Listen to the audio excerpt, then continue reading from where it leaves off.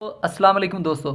दोस्तों सोचा कि स्टोरीज़ के साथ थोड़ा बहुत ग्रामेटिकल जो भी हमारे एरर होते हैं उसके ऊपर भी बात करते चलें, क्योंकि हमने एफर्ट करना है। आप लोग हमें टाइम देते हैं, सब्सक्राइब करते हैं, लाइक करते हैं, आपकी मोहब्बत है हमारे साथ और वही मोहब्बत हमसे काम करवाती है। तो उस मोहब्बत के हवाले से हम बात करेंगे कि आपके साथ हम कुछ टिप्स शेयर करते चलें, कुछ जो यानी स्पेशली बिगनर्स हैं उनके साथ यानी एरर्स आते हैं ये।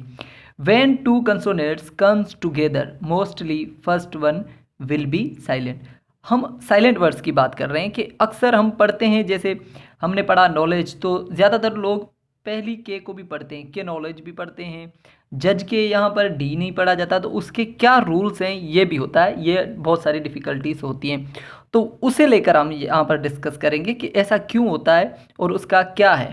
तो when two consonants comes together mostly यानी अक्सर तौर पर वन विल बी साइलेंट, जो पहला होता है first one will be silent, वो साइलेंट ही होगा। जैसे एग में हमने एग्जाम्पल में हमने पढ़ा एग का हम पहला जी नहीं पढ़ते, दूसरा पढ़ते हैं।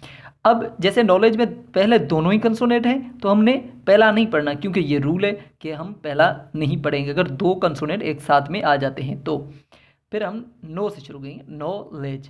अब जज में देखिए ये दोनों कंसोनेंट हैं, डी बी और जी बी। हमने यहाँ पर क्या बताया कि पहला कंसोनेंट नहीं पढ़ना है, तो हम दूसरे कंसोनेंट को पढ़ेंगे।